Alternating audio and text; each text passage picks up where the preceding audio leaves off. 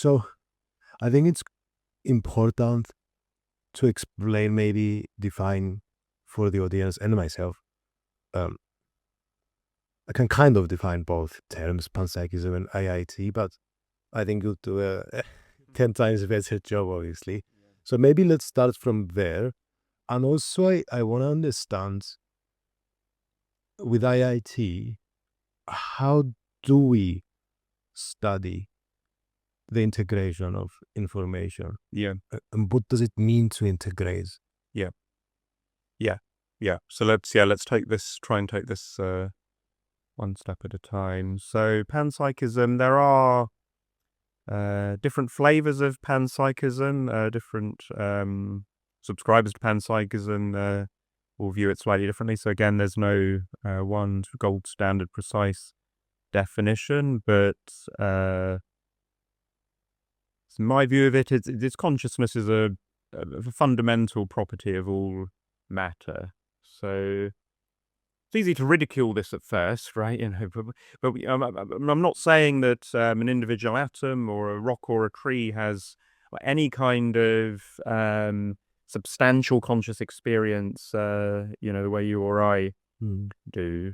Very, very elemental, minimal form of consciousness. Now, remember, the thing we have to explain is human consciousness. We know that exists. So there's kind of two possibilities here. There's either you've got a load of unconscious matter, and then it arranges itself into a very complex configuration, and then being magic, consciousness comes from nothing. Or there's some, at least some analog of what we call consciousness present at the most microscopic level, and that's what I believe. You might want to call this proto-consciousness, give it some qualifying other name, but I'm saying there's some property, there's something there that is already there at the most microscopic level that is relatable to the consciousness that we have. So I like to use the term panpsychism. I think it's more neat to just call the whole thing consciousness. But yeah, we do have to be careful in attributing, don't attribute ethical status to individual atoms or rocks. And incidentally, I don't view a rock as a unified consciousness. I think within a rock you would have a lot of microscopic consciousnesses. So we'll get on to integrated information theory, which has a framework for defining where's like one, how do you draw the lines around one consciousness? So a rock in itself is not conscious, but it contains a lot of micro consciousnesses within it. So jumping around a bit, so your ordinary materialism, where the fundamental level there's no consciousness, and consciousness is an emergent property, it magically comes together when matter arranges itself into a complex configuration. How you figure out the mechanism of that's the hard problem of consciousness, as the philosopher David Chalmers called the hard problem. There's no hint of a solution to the hard problem. How can something that is consciousness, that feels, arise from cold, inanimate matter? If someone comes up with a theory for how that can be, I will update my beliefs. But for now, a huge amount of effort, there's no hint of a solution to that. With panpsychism, consciousness is already there at the most fundamental level. And instead of the hard problem, what you have, if I've got two micro-consciousnesses, like I have two carbon atoms apart from each other that maybe are each individual micro-consciousnesses, are not conscious of very much, just there's some basic pure awareness of some kind of quantum state they're in. It's very, very meaningless to really say what they're actually aware of, but there's something you could describe as the mental state of that. But then they come together, they form part of my brain, and many billions of them come together, more than billions, gazillions, and you get one unified consciousness. Where do you draw the line? That's called the combination problem, and I think so integrated information theory has one potential solution to that. So it's like, okay, I've got hope. It's not solved it yet, But at least I could perhaps imagine that being solved in the future. There's no real evidence for extended quantum things in the brain, like a large part of the brain becoming quantum entangled. But just because we haven't seen it yet, I wouldn't rule that out, because that could be a potential mechanism whereby extended matter can become somehow unified as kind of belonging together somehow, and that could be somehow playing a role. I don't think we can completely rule that out. None of the existing theories on that describe explicitly a role for quantum mechanics in consciousness have solved it. I don't believe in any of those at the moment, but there could in future be a theory that invokes something from quantum mechanics to solve the combination problem. So, a rock, yeah, does it have information but it lacks integration? Yes, exactly. So there's no wires going from one end of the rock to the other. There's not complex interconnections between the atoms in a rock. And so that is why integrated information, although the details of the theory are wrong, I believe in some of the basics of it. So believing loosely in integrated information theory, a rock is not conscious precisely because that it doesn't have complex interconnections the way the human brain does. One end of the rock is not directly connected to the other end of the rock. How do we study integration then? How do we judge if something has these wires between the information that make it integrated? Yeah, so integrated information theory has proposed an algorithm for doing this. It's very hard to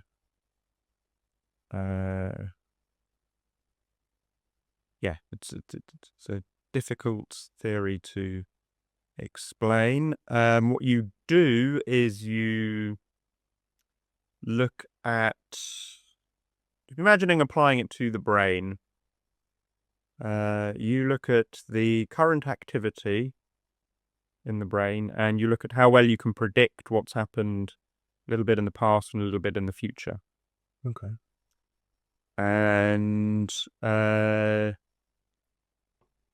you do that when you can sort of consider the whole. And then you do it again where you just look at the parts individually. And if you somehow find there's more information about the past and the future when you look at the whole versus when you look at the parts considered as individual things, then you have integrated information. So if you got two halves of the brain and they were severed, then the whole would not be more than the parts. You haven't cut any wires, so there'd be zero integrated information. So the whole would not be one consciousness then. Only those parts would be. Okay. Yeah. So that's why, between me and you,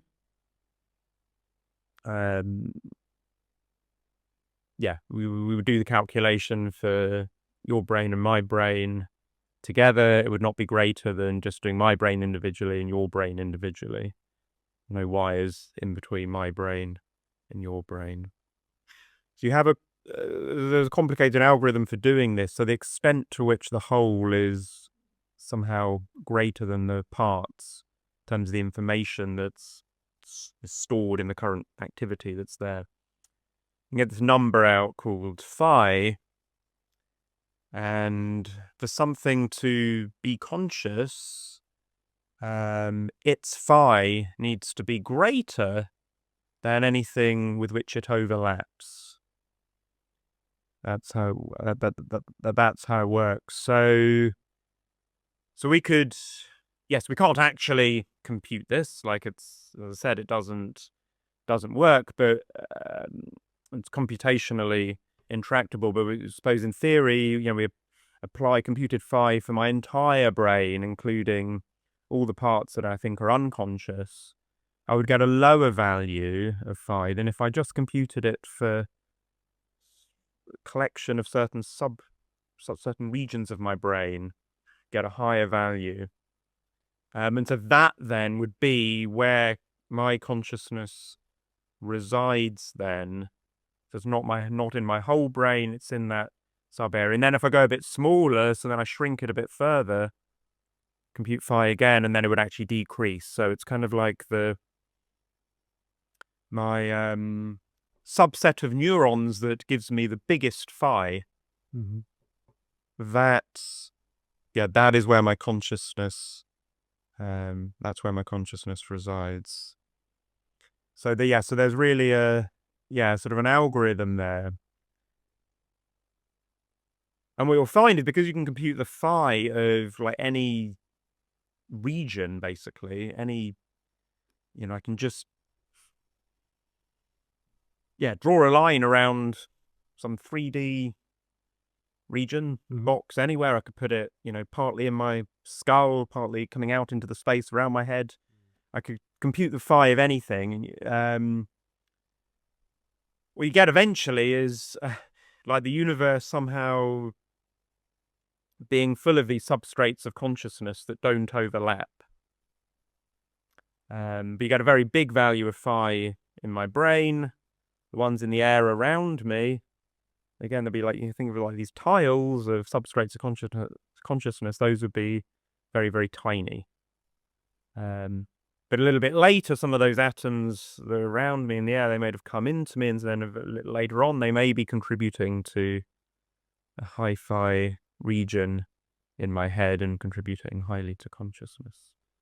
So do ask me to clarify if I can make anything more clear. It's So the first thing you said is we try to predict a little bit the future and the past. Yeah. How?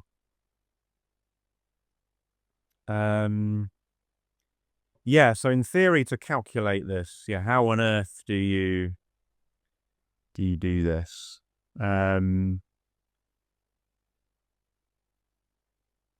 So to actually compute this in practice, you would need to know exactly how everything is connected and follow all of these rules. So, like I know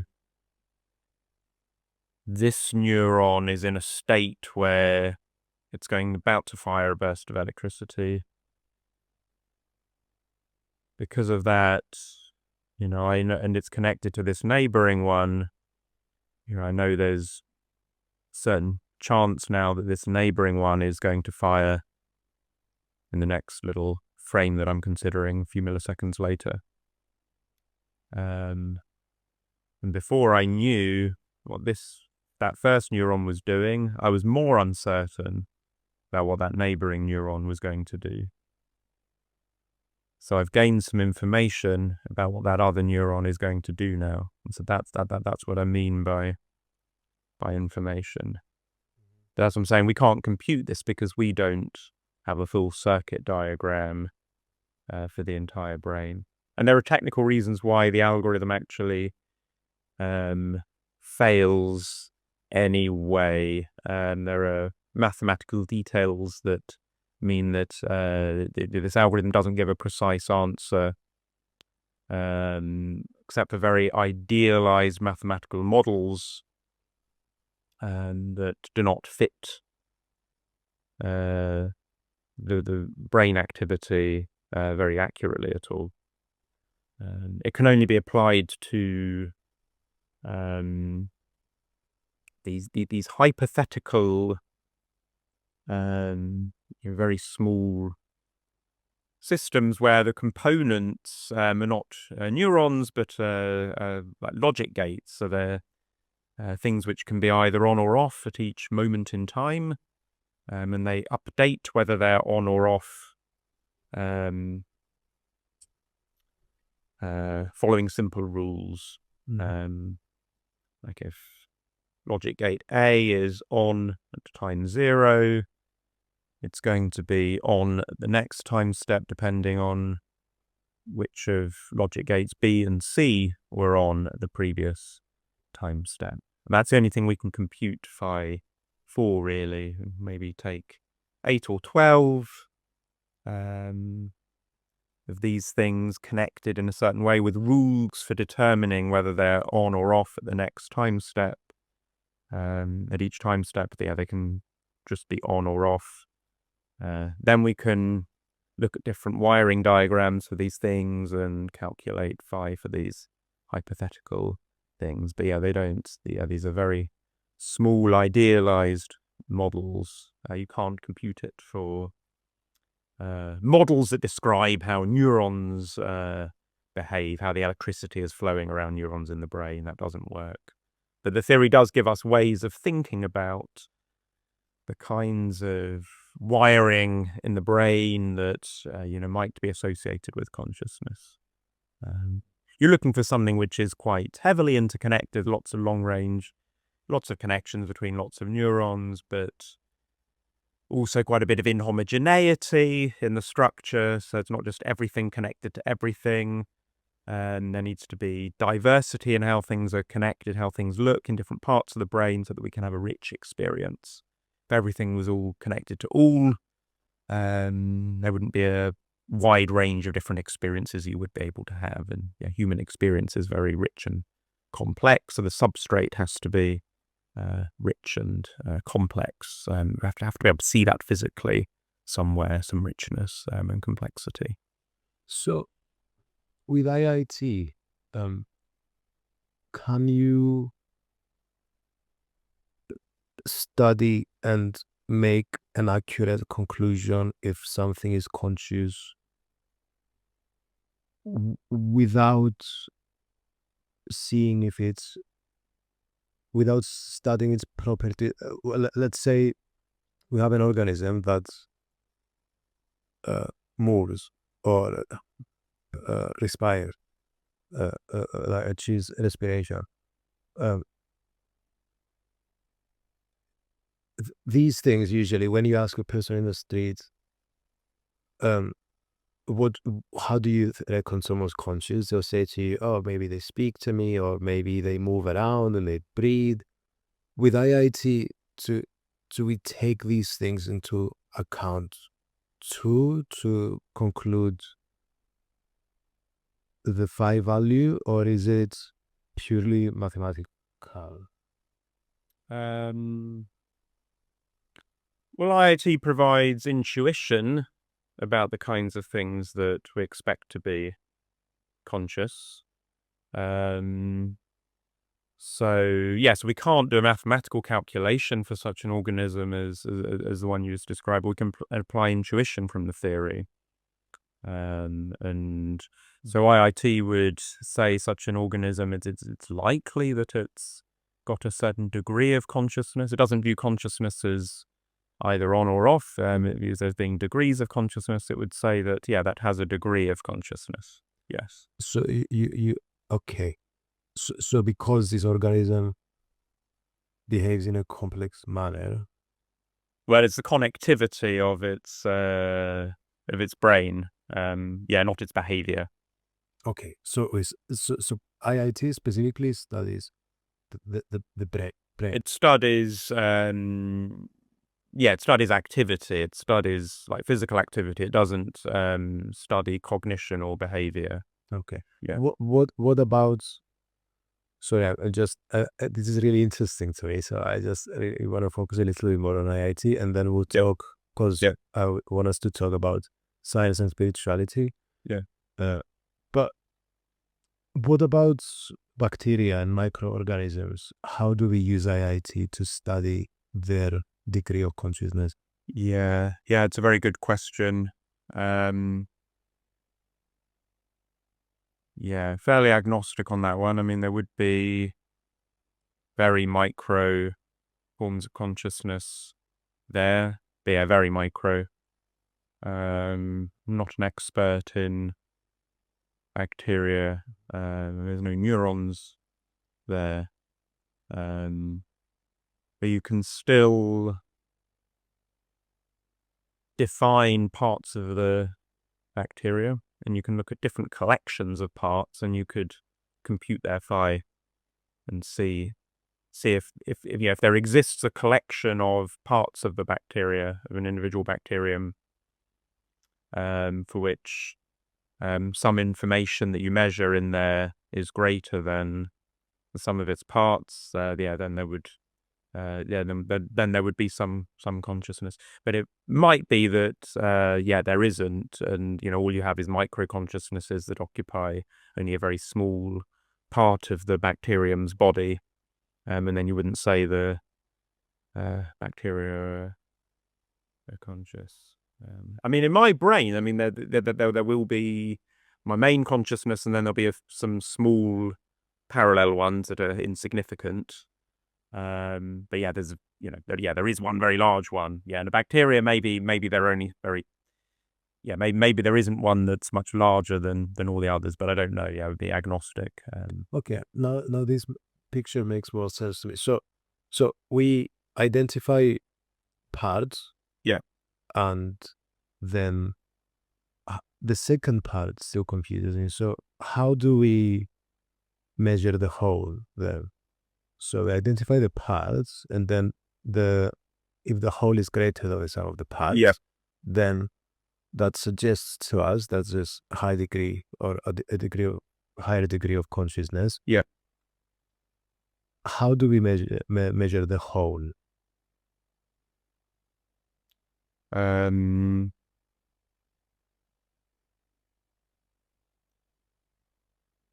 we compute the information content of the whole.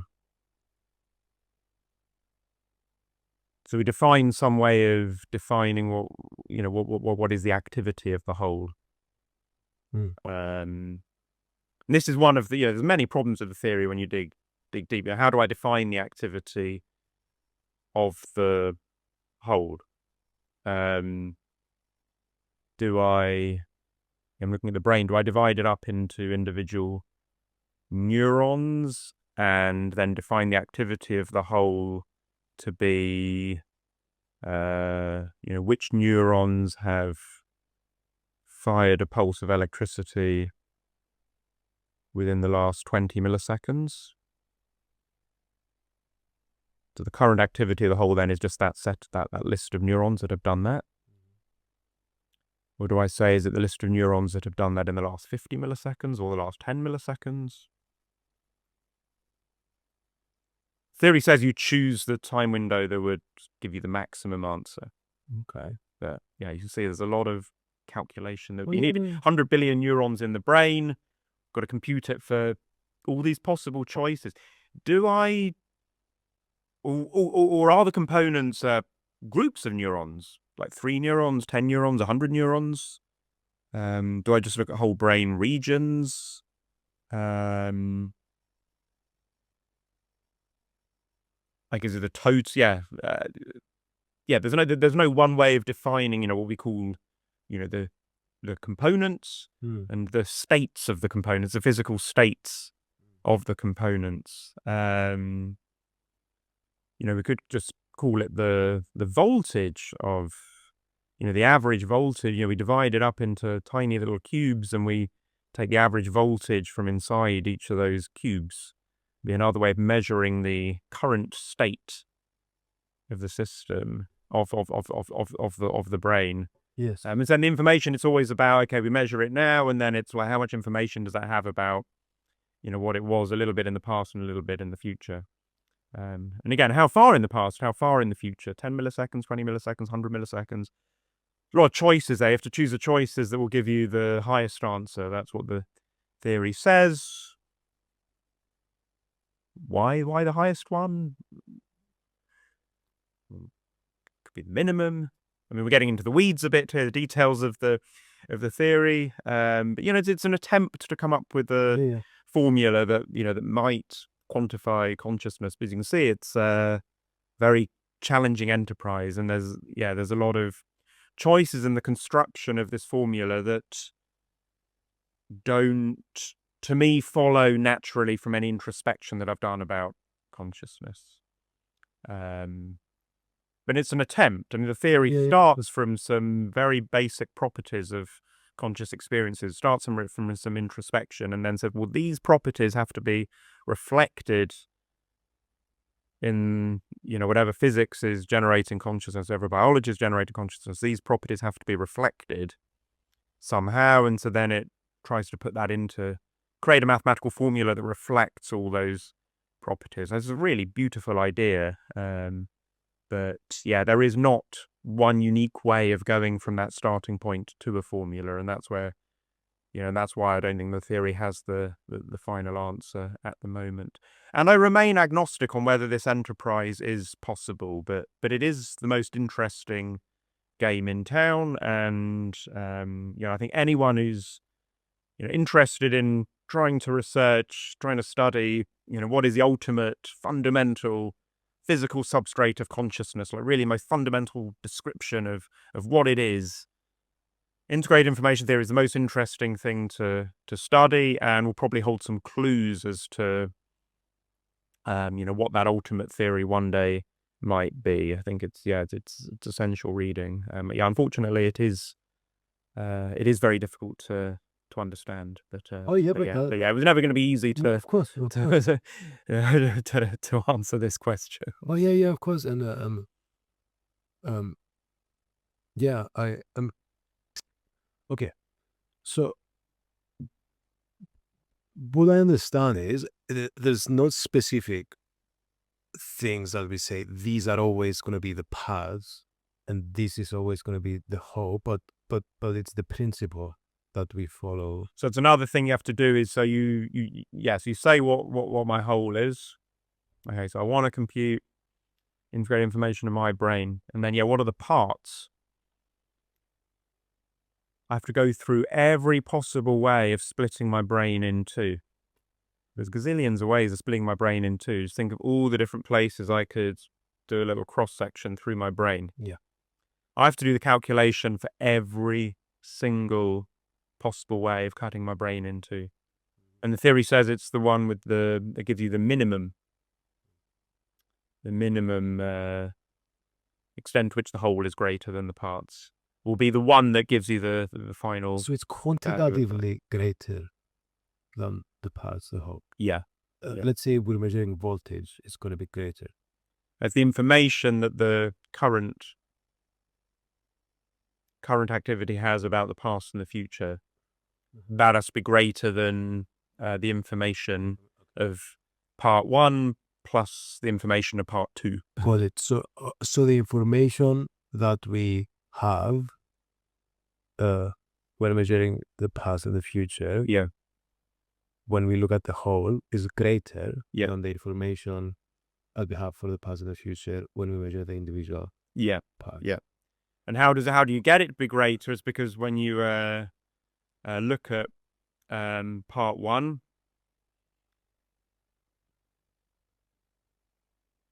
there's a load of connections coming into part one from part two. Okay. And so then when I'm looking now at part one, I don't know what was just going on in part two. Yes. And so I'm less informed about what's going to happen in part one next, now that I'm considering part one on its own. So that's why there's less information now. Whereas when I was considering the whole, I had all that information. When I'm looking at what is this neuron going to do next, when I'm looking at the whole, I've got access to information about all the things it's connected to. No, this makes sense. When I'm looking at the parts individually, I've now only got access to the stuff within part one. And so I'm not as well informed now. I'm really happy. Yeah. Because I clicked. No, this makes sense. So therefore the information is integrated. Yeah. Because these paths are talking to each other, giving each other information. Yeah. I'm so happy. That makes sense. So sometimes I do the same at school. If I don't understand something in a lecture and I'm home, I just spend a lot of time on that tiny bit. But that usually helps me understand the whole topic much better. So I'm happy I did that. Good questions.